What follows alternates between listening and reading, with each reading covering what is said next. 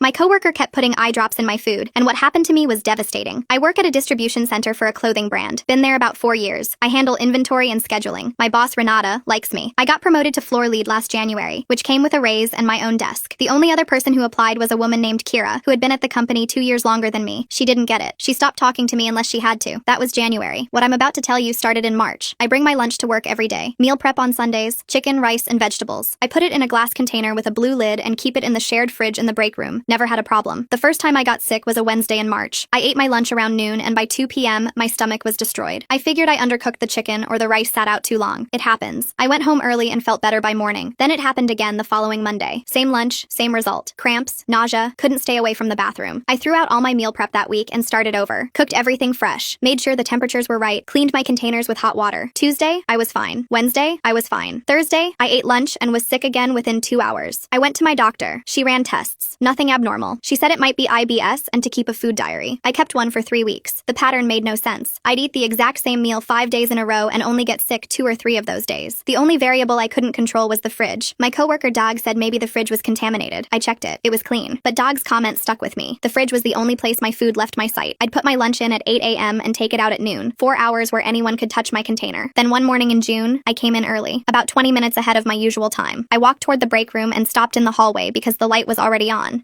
Through the little window in the door, I could see Kira standing at the counter with a container open in front of her. Blue lid. My container. She had a small bottle in her hand, and she was squeezing drops of something into my food. She stirred it with a plastic fork, closed the lid, put it back in the fridge, and slipped the bottle into her jacket pocket. The whole thing took maybe 30 seconds. She moved like she had done it 100 times. There was no hesitation, no looking around, just routine. I backed away from the door before she saw me. I stood in the hallway for about a minute trying to understand what I just watched. Then I walked to Renata's office and told her everything. What I'd been experiencing for the last 3 months. The doctor visits, the food diary, and what I just saw Kira do. Renata called Kira into the office. Kira denied it immediately. She said she was just getting her own lunch out of the fridge. Renata asked her what was in the small bottle. Kira said she didn't have a bottle. Renata told her to empty her jacket pockets. Kira refused. She said Renata had no right to search her personal belongings. Renata said she wasn't searching her. She was giving her a chance to explain before this went further. Kira sat there for about 15 seconds, and then slowly emptied her pockets. There was the bottle. Small, brown, no label, about the size of a thumb. Renata asked what it was. Kira said it was eye drops. Renata asked her why she was putting eye drops in my food. Kira said she wasn't. Renata looked at her and said she had 2 minutes to tell the truth, or the police would be the ones asking the questions instead. Kira stared at the desk for about 10 seconds. Then she said, "It was just a few drops. It's not dangerous. It just makes your stomach upset." She said it like she was explaining a prank. Like the 3 months of cramps and nausea and doctor visits and missed work were a joke that didn't land. Renata asked her why. Kira said she didn't think I deserved the promotion. She said I hadn't been there as long as her and it wasn't fair. She said she wanted me to look unreliable. She wanted Renata to notice that I kept leaving early and missing time and eventually reconsider the position. She had been poisoning my food for 3 months to make me look bad at my job so she could take what I earned. She wasn't even ashamed. She was annoyed she got caught. Renata fired Kira that afternoon. The police were called. Turns out putting eye drops in someone's food is not a stomachache trick. The active ingredient in most eye drop solutions is tetrahydrozoline. When you put it in your eyes, it constricts blood vessels and reduces redness. When you ingest it, it does something very different. It can cause nausea, vomiting, diarrhea, difficulty breathing, drops in body temperature, blurred vision, seizures, and in some cases, it can put you in a coma. People have died from it. There was a case a few years before mine where a woman was convicted of murder for putting eye drops in her husband's water over a period of days. He died of a heart attack caused by the chemical. Murder. Not a prank. Not a stomachache. Murder. When the detective sat me down and explained what tetrahydrozoline does to the human body at repeated doses over an extended period, I stopped breathing for a second. Not figuratively. I actually held my breath because the air in my lungs suddenly felt wrong. She said 3 months of ingestion could have caused organ damage. She said I was lucky. She said it the way a doctor says you're lucky when what they mean is you almost weren't. She pulled up a case file on her laptop and turned the screen toward me. She showed me 3 other cases from the last decade where tetrahydrozoline was used to poison someone. In one case, a woman put it in her husband's water for 3 days and he died of cardiac arrest. In another, a college student slipped it into a roommate's drink as a so-called prank, and the roommate spent 11 days in the ICU with organ failure. The detective said these weren't freak accidents. She said the chemical is genuinely dangerous when ingested, and that most people don't know that because it's sold next to allergy medicine at every pharmacy in the country. She said Kira either knew exactly what she was doing or she didn't care enough to find out. Neither option made me feel better. I asked her what would have happened if I hadn't caught Kira. She said it depends on how long it would have continued. She said at the rate Kira was dosing me, if it had gone on for another few months, I could have ended up in the emergency room with symptoms that no doctor would immediately connect to eye drops in a lunch container. If it had gone on longer than that, the outcome could have been significantly worse. She used the word significantly like it was carrying something heavier underneath it, and she didn't want to say the actual word out loud. I understood what the word was. I just couldn't say it either. I went back to my doctor that same week. She ran a full panel. Liver function nutrition, kidney function, blood work, cardiac screening. I sat in her office waiting for results, and I realized my hands were shaking. Not because I was sick, because for the first time I understood how sick I could have been. The results came back mostly normal, but my liver enzymes were slightly elevated.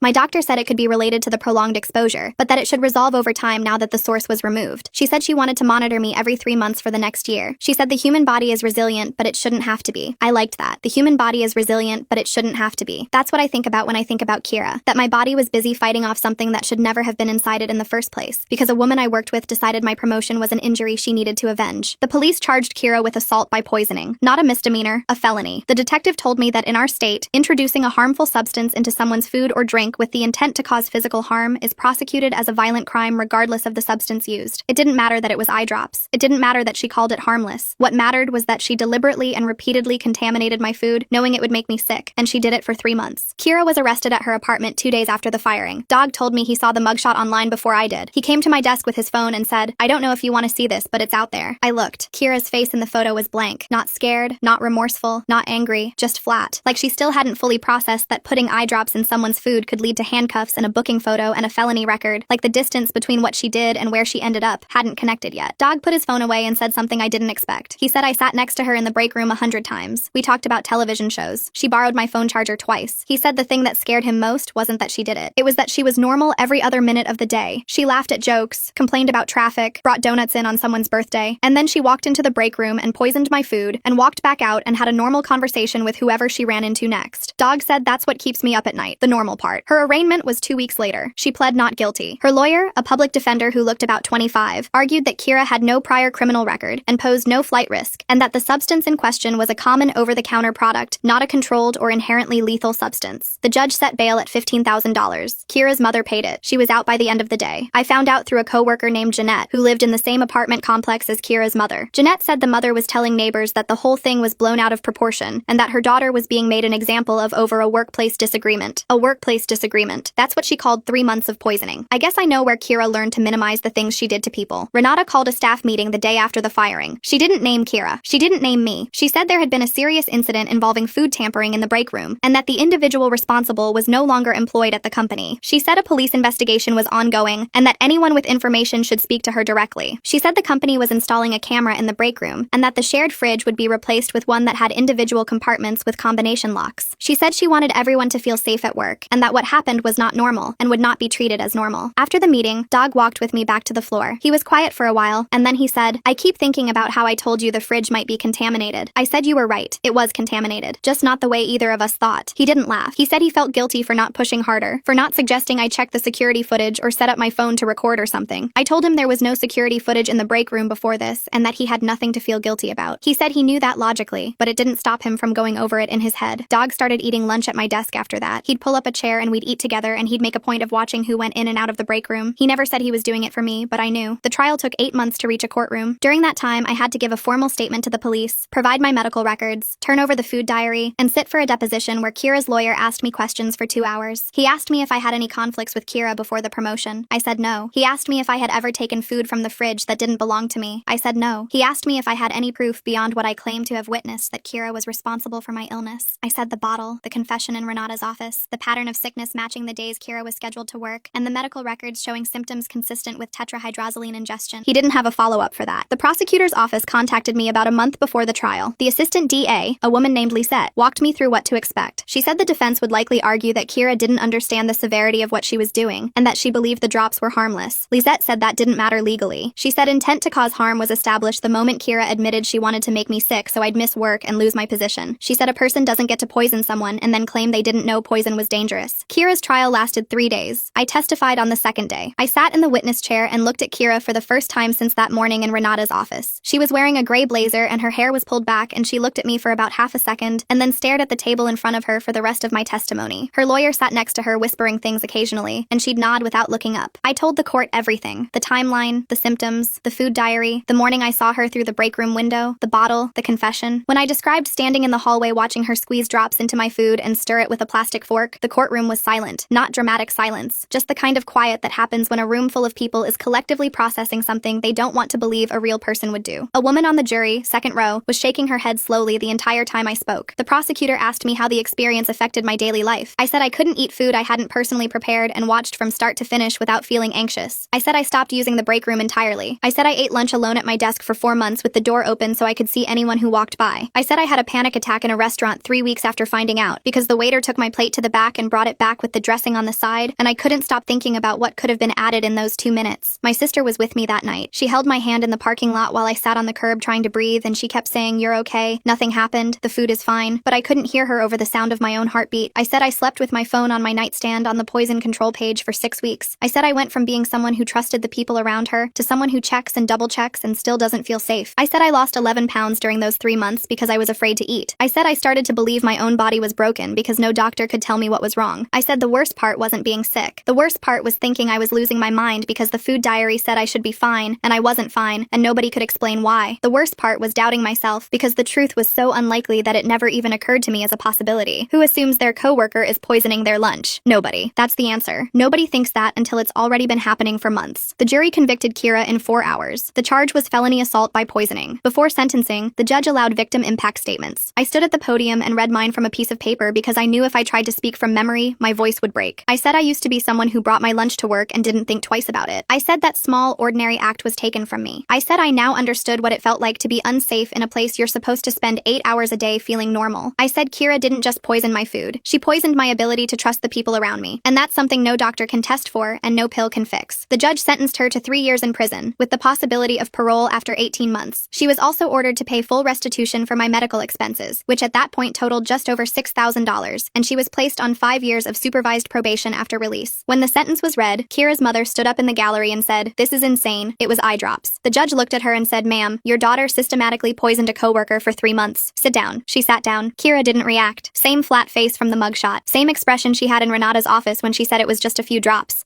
Like the world was being unreasonable and she was the only one who saw it clearly. That's the face I think about when I can't sleep. Not because it scares me, because it tells me she still doesn't understand what she did. And if she doesn't understand it, she's capable of doing it again. After the trial, Renata called me into her office. She closed the door and sat across from me and said, "I want you to know that I reviewed your attendance record from March through June, and I removed every early departure and sick day from your file." She said as far as the company was concerned, none of those absences happened. She said she also submitted my name for the regional operations lead position that had just opened at corporate. She said I didn't have to take it, but she thought I'd earned the right to be considered. I sat in that chair and felt something I hadn't felt in almost a year. I felt like the ground under me was solid again. I took the position. It came with a relocation to the corporate office 30 minutes closer to where I grew up. Better pay, better hours, my own office with a door that locks. On the first day, I walked in and sat behind my desk and looked at the empty space under it, where a mini fridge would go, and I felt something settle inside me. Not happiness exactly, more like the feeling of standing on solid ground after months of wondering if the floor was going to give out. I went to a store that afternoon and bought a small mini fridge. Stainless steel, quiet, fit perfectly under the desk. I plugged it in and listened to it hum and thought, this is what safe sounds like now. I still bring my lunch. I still meal prep on Sundays. Chicken, rice, vegetables, same glass container with the blue lid. But now I keep it in that mini fridge in my office. It sits under my desk and nobody touches it but me. Dog texted me on my first day at the new office. He said the break room camera caught someone microwaving fish at 7 in the morning, and that was now the biggest scandal on the floor. I laughed for the first time in a while. A real laugh. My therapist says the hypervigilance will fade. She says the body learns to trust again, but it takes longer than the mind wants it to. I believe her because I've already started to feel it shift. Last week I ate lunch at a restaurant with my sister, and I didn't check the kitchen door once. I called it progress. She called it Tuesday. I called Dog after and told him that, and he said Tuesday progress still counts. 6 months after the trial, I got a letter forwarded to my new office from Kira. It was handwritten on lined paper, 1 page. She said she had time to think about what she did, and she wanted me to know she was sorry. She said she let jealousy control her actions, and that she took full responsibility. She said she hoped I was doing well, and that she didn't expect a response, but she wanted me to have the words. I read it twice. Then I put it in my desk drawer. I didn't write back. Not because I was angry, because the letter read exactly like Kira. Clean, practiced, careful. Every sentence designed to say the right thing without actually touching the thing itself. She said she let jealousy control her actions like jealousy was a force that acted on her instead of a choice she made every single morning for 3 months when she walked into that break room, opened my container, and squeezed drops into my food. She took full responsibility in the same tone she used when she said it was just a few drops. I don't think Kira is sorry. I think Kira is uncomfortable. And those are not the same thing. I'm doing well now. My liver enzymes are back to normal. My therapist says I've made significant progress. I have a job I'm good at, a boss who trusts me, a coworker who still texts me about break room scandals, and a life that Kira tried to take apart 1 drop at a time and couldn't. Sometimes I think about the version of this story where I didn't come in 20 minutes early that morning. The version where it goes on for another 3 months, 6 months, a year. The version where I end up in the emergency room and no one knows why. The version where my organs start to fail and the doctors run every test they can think of and never once consider that the answer is a small brown bottle in a coworker's jacket pocket. That version keeps me up sometimes. Not often anymore, but sometimes. And when it does, I get up, I walk to my kitchen, and I pack my lunch for the next day in my glass container with the blue lid. Because the thing Kira wanted most was for me to stop showing up. And every single day I show up anyway. That's not revenge. That's just the truth. Some people will try to take what you earned by tearing you down instead of building themselves up. They'll smile at you in the hallway and poison your food in the break room and convince themselves that what they're doing is justified because the world owes them something it gave to you instead. But the world doesn't work that way. Promotions go to people who earn them. Consequences go to people who deserve them. And some lessons cost a 3-year prison sentence and a felony record to learn. I hope Kira learns hers, but I'm not waiting around to find out. I've got lunch to pack.